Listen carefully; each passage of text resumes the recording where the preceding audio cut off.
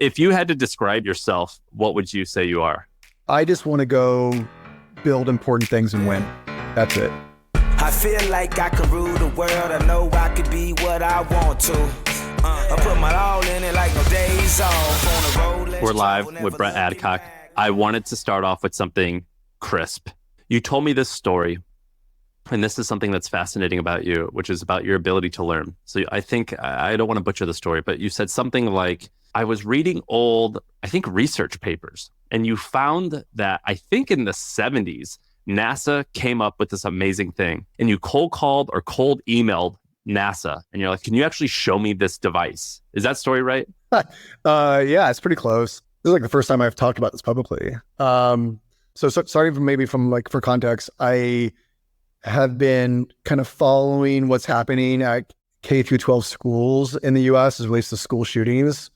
And if you look at the charts of how many shootings are actually happening at the schools, how many deaths are happening at schools, it's like basically you have like a school shooting like basically once per day now in the US in K through 12.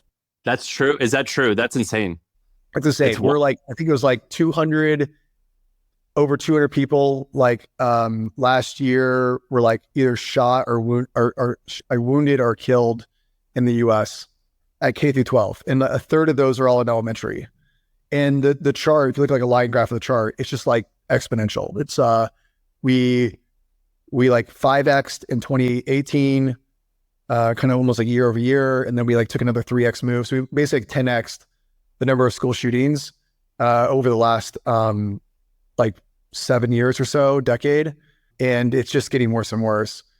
What I found is that most of all the school shootings are not what we're seeing on TV, where there's like an over assault where somebody's bringing in like a machine gun, planned it out, driving a truck into campus and just shooting people up. That happens a few times a year. 98% of all the other shootings are from a kid bringing a handgun in every day to school. They're getting in a fight at some point, it escalates into a shooting. So they're just like, it's like a accessory. It's like bringing a thermal friend. They have a handgun in their backpack. But from our analysis, several 100,000 guns are being brought into schools in K-12 every year in the US and not found.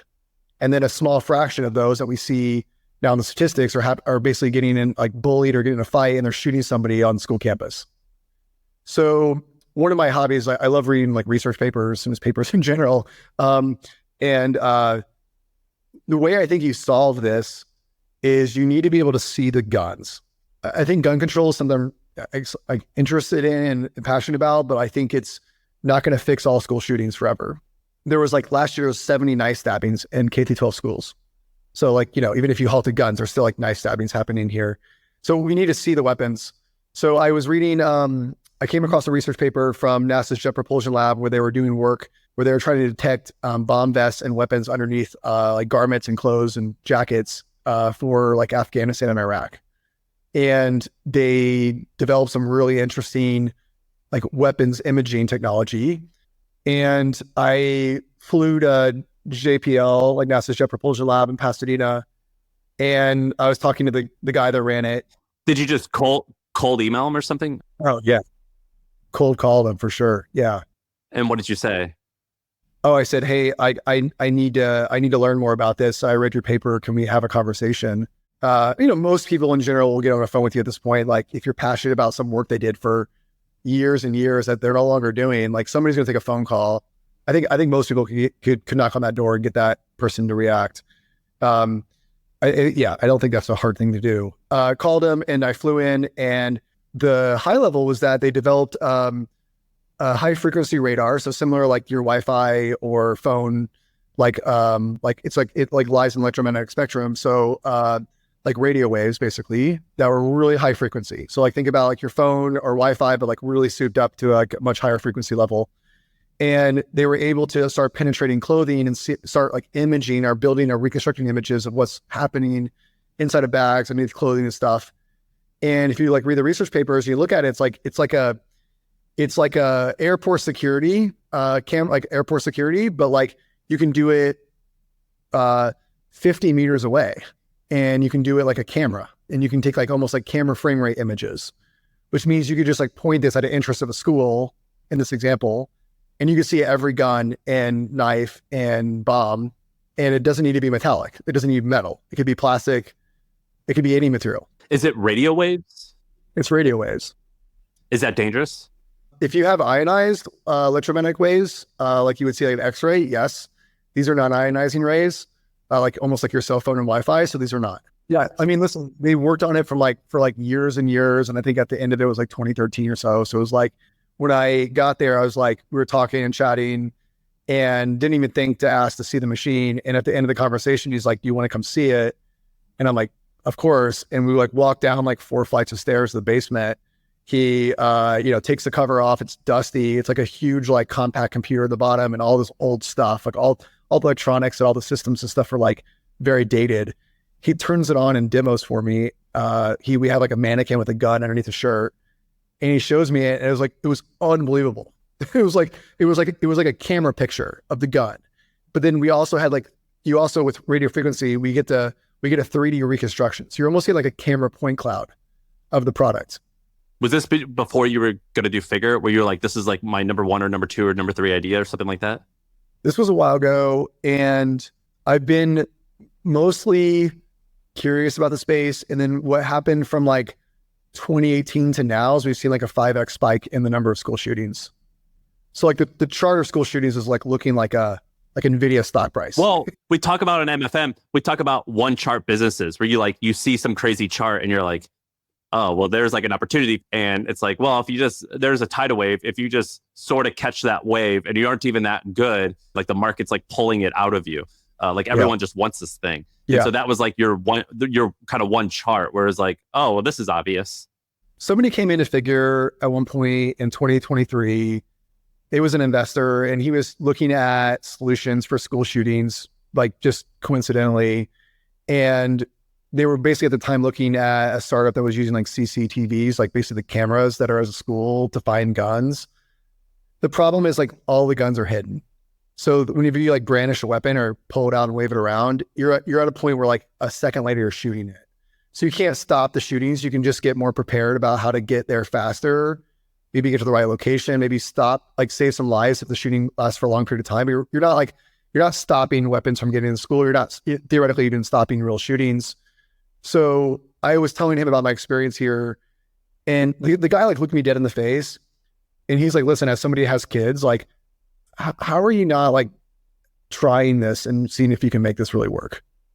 And yeah, so at that time I said, I got to figure out how to spend some time and money making this useful. And so is that what you're going to do? You're launching this as a startup? Are you going to have someone else run it? What are you going to do? Yeah, so we haven't announced this yet, but we have about 12 people on the project, and we own all the intellectual property from NASA's Jet Propulsion Lab, licensed all of it. And we will have our first system brought up to start imaging weapons in 30 days. Are you going to run it? Who's going to run it? We have a team from JPL that's running the system, running there right now. I don't think that business can be as big as Figure, but I feel like that's a monster business. Let's talk about this for a minute. This is not a school thing. This is stadiums, churches, anywhere it's like a lot of like hospitals, everything. So my view of this is over a long enough period of time, as longevity improves for humans, the severity to having an accident and dying is going to be higher and higher. Meaning, we're not going to want to do more riskier things as we can live longer. It's why in the movies, if somebody's immortal, they're like living in their home. They don't leave because if you die, you're dead forever. And if you don't die, you're like alive forever. Right now, we have like some finite period of time where we won't be alive anymore. So humans take a lot of risks. We drive cars that are extremely dangerous, and motorcycles. We do all this. You do motorcycles. We do all this like stupid stuff that like has pretty high, I would say, pretty high risk.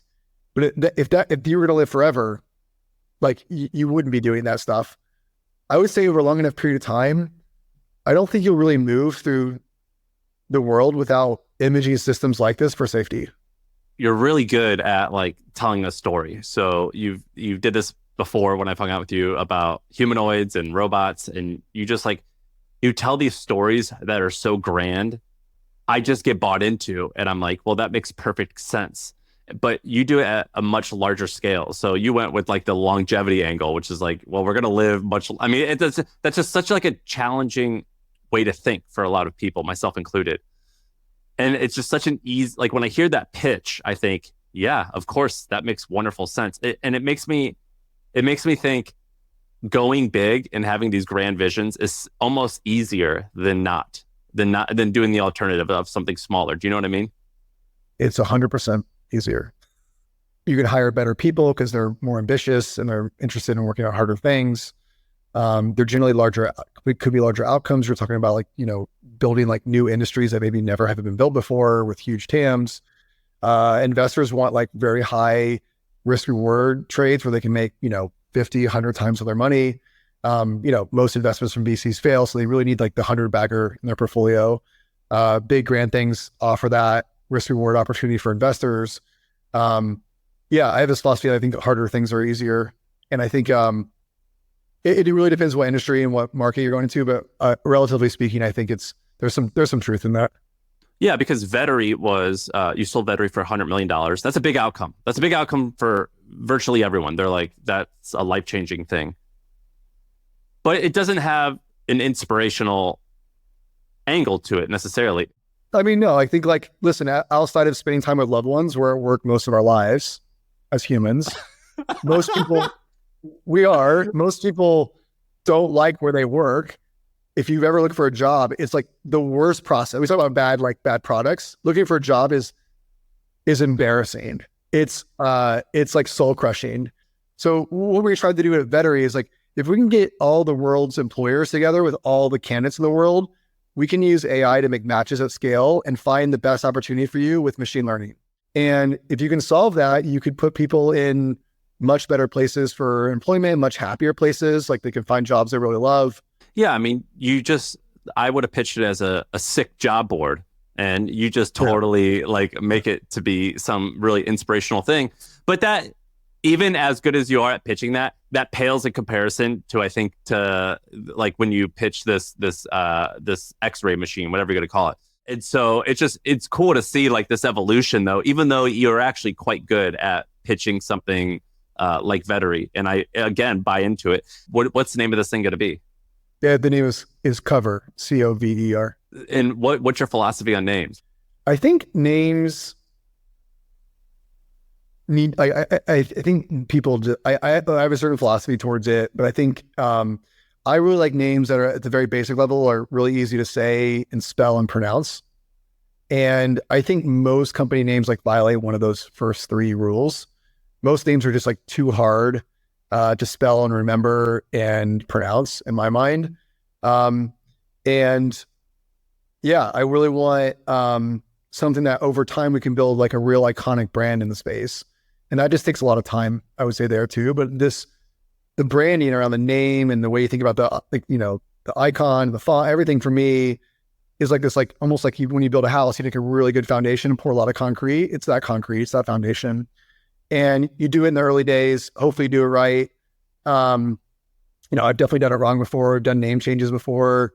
And these names are unique to my perspective of how I want my businesses to look and feel at like whatever Vettery or Archer and Figure and Cover. But like, I think, I just spend a decent amount of time thinking through that in the early days to build a good foundation for the brand. Are you adamant on a certain URL or domain name? Because cover.com it looks like an insurance company. I assume that's a huge insurance company. I don't know. But based off of the fact that they have that URL, I imagine they're quite large. Do you care about the domain? We own cover.ai and I own like obviously figure.ai. And I bought archer.com a month before going public. So not really. So it was like flyarcher.com for a while. That was like, $9. And then I spent hundreds of thousands of dollars buying archer.com, a year later, 2 years later.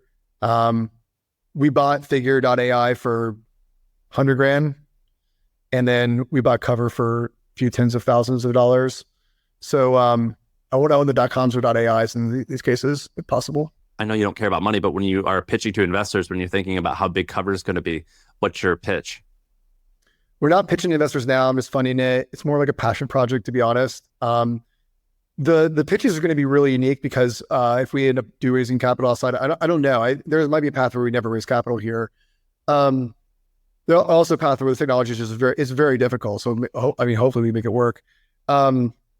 Is the biggest market is not in schools. Schools is like the worst market to go into. It's just a bad pitch. The schools have very low budgets. They don't have systems like this exactly at the schools right now. Like sure, the severity ties with shootings, but like the money making opportunity is like relatively small comparatively, like stadiums and concerts and hospitals and areas that have big budgets. Like most big stadiums you go through now, you go through like some metal detector and stuff. TSA pre-check, like the Homeland Security. There's real security applications for this outside of schools that could pay a lot more. The schools is like the worst pitch for like fundraising. For me, I don't give a shit. I really want to solve the K through 12 school problem. I wouldn't be doing this if it wasn't for that. And we're going right to schools to help solve. Like I want to see if I can help prevent school shootings over time. And that's the only reason I'm working on this, like funding this project. I'm trying to work on it. If I had to bet, you're sort of like me, where like you have a document where you just like jot down interesting ideas and you probably aren't ever going to get to them. Maybe you would. If you had an additional 24 hours in your day, some more time in your week, what would you be spending it on? What ideas interest you?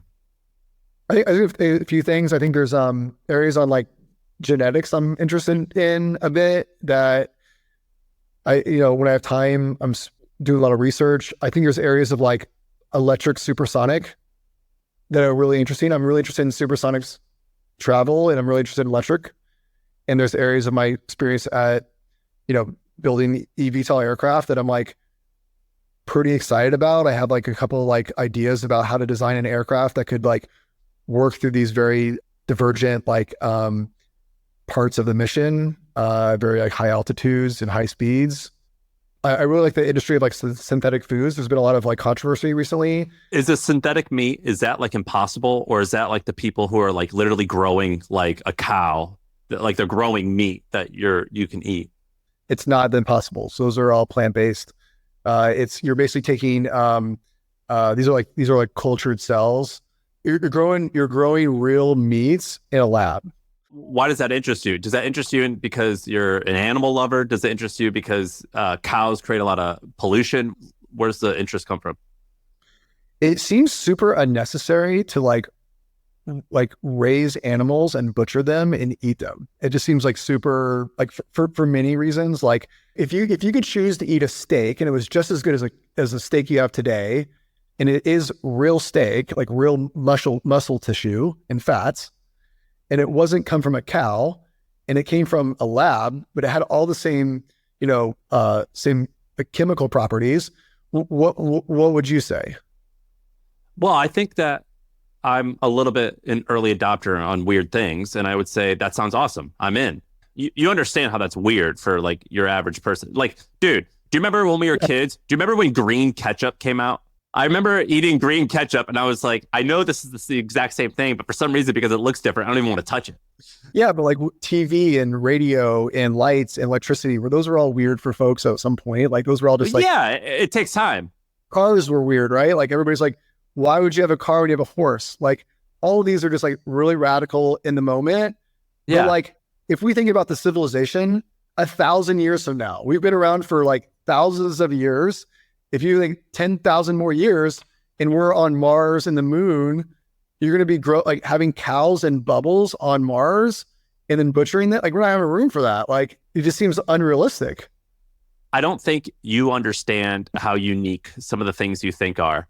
And I like to think that because of where I'm from, which oddly you are too, but I don't know if you like totally grasp that the way that you think is quite unique and a little bit larger than the average person. And so, yeah, what you're saying makes sense, but there's just a lot of emotional baggage that comes with that to overcome.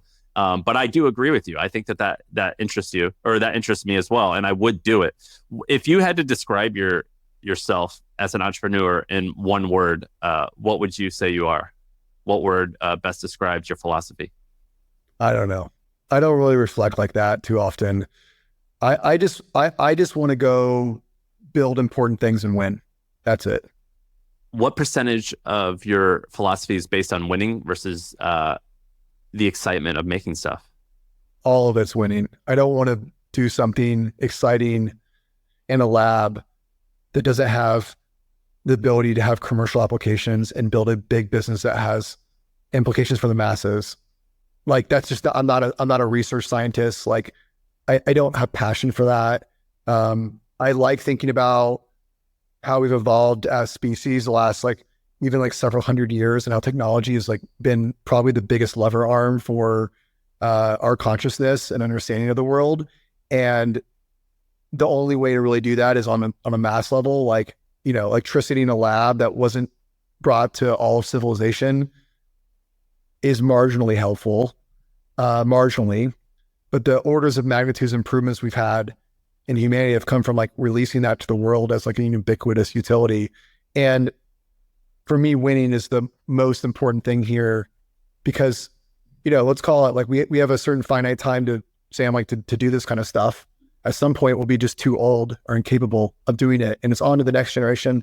So I think we have a certain amount of time to go win and go do things useful with our time, because I think it's just devastating to spend 20, 30 years working on something that doesn't work. It's that's the worst case scenario for an entrepreneur, as you're devoting all your time away from friends and family or whatever you could be spending time on as an opportunity cost into this business. If it doesn't win, it's just a terrible story.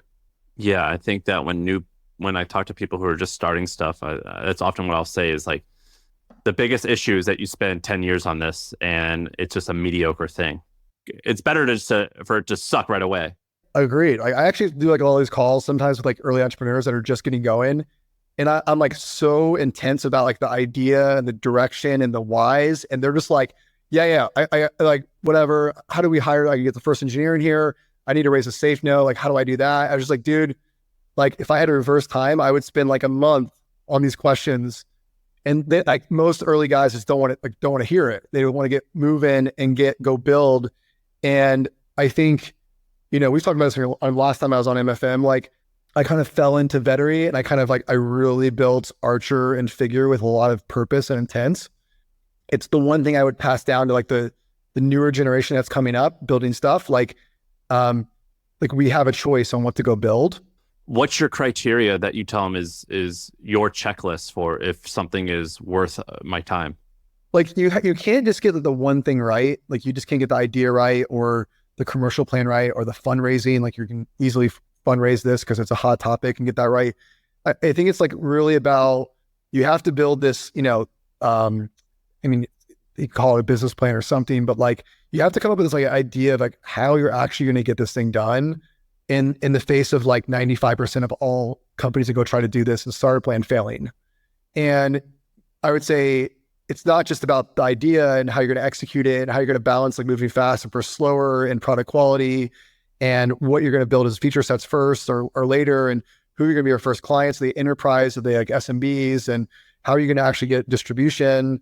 Is it organically? Is it through social? Is it outbound or inbound sales? I think it's putting that whole thing together and having a good, clear direction of where the ship's sailing is most important. I have a little chart I always draw people of north, south, east, and west. I'm you want to go north, you want to get this cone going north, right? You want to be heading this direction. You're not going to be straight dead north, but you want to be not heading south for too long or you'll die. And those are a factor of all those kind of heuristics I talked about earlier, which is just commercialization plan, how you're going to make money, how you're going to fund the business, whether it's organically or you're going to raise capital, and the team you're going to bring on, the culture you go build, and the execution of the product. All those have to be very thoughtful and driven in the right direction. And, we have this to figure, right? We're going to BMW, we're going to these industrial settings, but we want to be in the home. If we could be in the home today, home robots, we would do that. We are using the commercialization, industrialization industry as a way to get us ready and more prepared for putting a robot in every home in the world. Which is a common way of going about it. You think, I think Tesla did this, where they started more expensive, even though he was I would like it to be the Model T where everyone could have one, but I'm just going to start with high end because that will give us more profits to fund more stuff. Sure, but why then why has like Fisker failed twice in a row while Tesla's just been dominating? What's the answer? What's your answer for that? They didn't get the product and some of the other stuff right, the same way Tesla did. They didn't get speed right and the product quality and the way they introduced it in the world. Like all of that wasn't balanced well enough, and the company's now failed twice in a row. You were on 60 Minutes the other day, and on 60 Minutes, I think you had like a plate and an apple and a banana, like sitting in front of the robot, and you said like, "Hey, hand me the apple," or "Hand me the orange," or something like that. And it did a good job where it reached and it found the right fruit. And I think it made a mistake once or twice, but then it like corrected itself. And you're like, hey, that's the wrong one. And it was like, oh, I'm sorry. And it like picked up the right one. What's crazy to me is that you're 2 years old. The company's 2 years old. I've seen that you've been able to do this so quickly. And I think when I talk to someone, they go, everything's late with tech and in hardware. But somehow Brett hasn't been late. Figure has been lightning fast. What have you guys done to be so fast? So when I started Figure and also Archer, I did this at Archer too. I started the company before it was even incorporated with this idea of like how to move extremely fast. So like, listen, it's like a whole company was built just for speed. We have our company mission statement, which is like, we want to go this direction as a company. Then everything else, as we like built out the org chart and thought about how we're going to do that, the values that we think about hiring people for or firing people for, how we think about compensation, how we think about how do we build schedules? How do we plan for schedules? Like we're 120 engineers here. We have 0 program managers, 0. And we have a certain philosophy around like what to do and how to build hardware and software that, or I think we're kind of like the anti-Silicon Valley company in Silicon Valley as it relates to this. We really care about getting things brought up quicker and iterating faster and doing that over a very long period of time, like decades. And building a company that can do that is extremely hard. Like there's really no good precedent, maybe outside of like Tesla and SpaceX, that have done this well at scale. Like Tesla has, well over 100,000 people, like arguably tens of thousands of, product design engineers, and they're moving at a speeds of a small startup. And generally when you're adding headcount, the companies are all slowing down. It's almost every company slowing down with more headcount. You're just getting slower over time. You don't notice it. You don't care. The board is like giving you indication that you should slow down and be safer, and everything's just slowing to a halt and the limit. So you have to basically fight this, and you have to like the best way you can fight it is like design the whole org from the ground up to do this, or do what Elon did with Twitter and walk in and fire 80% of people and restructure it at the start, at that point in time to go faster and ship product. And it's too laborious here to say like, okay, we move fast. Like one thing, it's like, the whole company was built just to move fast. But what are you asking your recruits, your potential your job applicants to figure out if they do have that ability? There's a lot of things happening here. A lot of times people haven't been in that environment. So when they get in there, when they're moving it fast in a much quicker paced environment, it just becomes overwhelming and just too hard and too stressful to handle. So if you were like a PhD student for 10 years, wearing, sweatpants and like moving slow, and you come in here, it's like a real culture shock coming into Figure. And we've had it happen several times where they're like, people are just like, they're coming in late, they're moving slow. And it's just like, it's frustrating for them having to move much faster. And it's like, probably a lot of anxiety there. There are other folks that believe the longer that you take to build something, the safer it is and the better job you'll do at it. So if you give me, 2 years to design a robot, that robot will be safer at the end of the 2 years, and better designed. Like folks feel like that. It's for sure wrong. People think that the longer you spend designing something, the safer it'll be and the better it'll be. It's for sure wrong. Because in that 2-year period of time where that one robot got out, I'm going to have my 3rd gen robot out. And I'll have run it like an order of magnitude longer. I will have found all the problems 10 times sooner. I will have had time to go fix it recursively and make it better. It'll just be a worse product. How do you measure, and how do other people measure if someone's fast enough? You look at how many iterations somebody is doing and how much progress they made between those iteration cycles. And what are your expectations? A car could be like how many car versions you've gotten out over the last decade and how much progress you've made between those. A rocket could be similar viewed. A robot could be how many robot iterations are we doing? Like what version of robot are we on? iPhone could be, how many versions of iPhone have you got now last 15 years? How much progress have you made between each one of those? That will ultimately set the slope of the curve for speed. That will ultimately be correlated at a high level to how much risk there is of failure in the business long term. As we wrap up here, I want to ask something that I've been thinking about with you a lot. So you've mentioned some type of genetically engineered food. You've mentioned planes. You've mentioned humanoids, these machines that detect guns.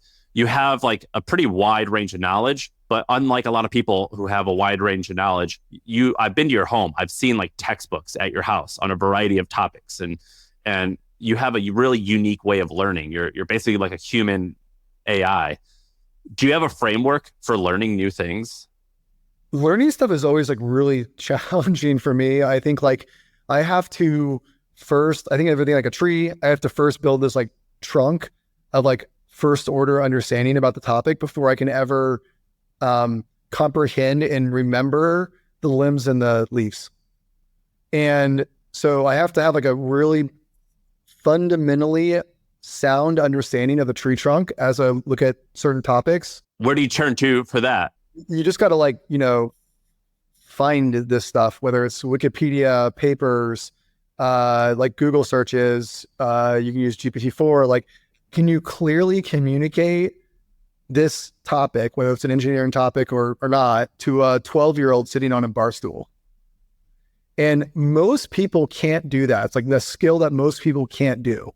Like even people I work with, I have a hard time sometimes understanding what's the update on the this thing or that thing.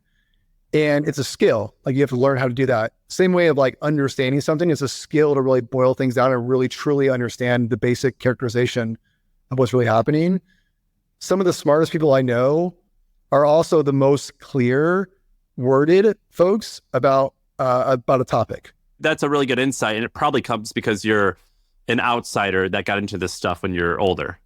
Maybe, or there's so many different multidisciplinary areas of like software and hardware and like electromagnetics and everything else that needs to be done here that you really need to be able to communicate clearly across several groups. And it's important even here, like we try not to use acronyms, and a software purpose person that writes firmware, an electromagnetics person that builds like a rotor stator for electric motor.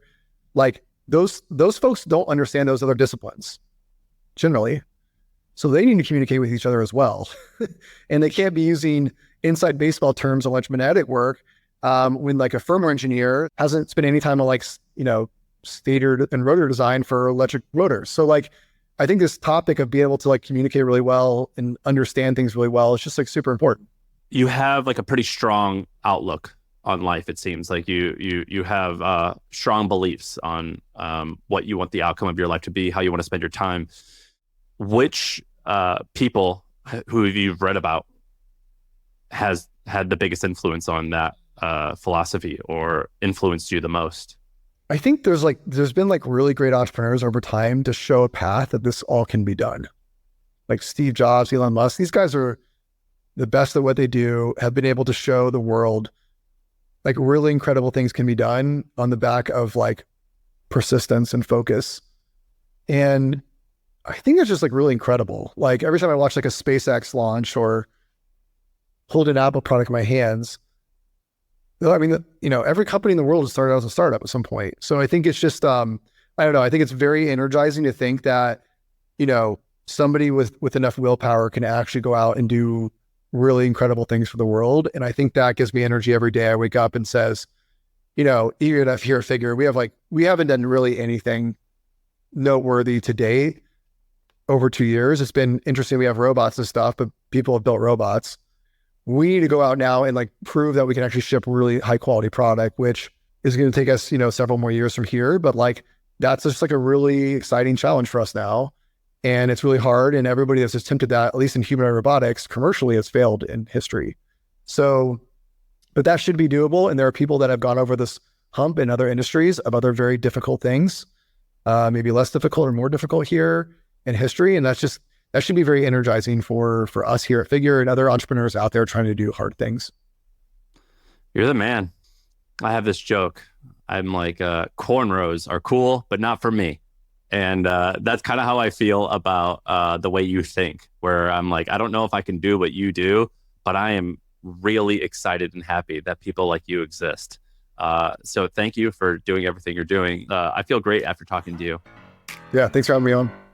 All right, that's the pod. I feel like I can rule the world. I know I could be what I want to. I put my all in it like no days off. On the road, let's travel, never looking back.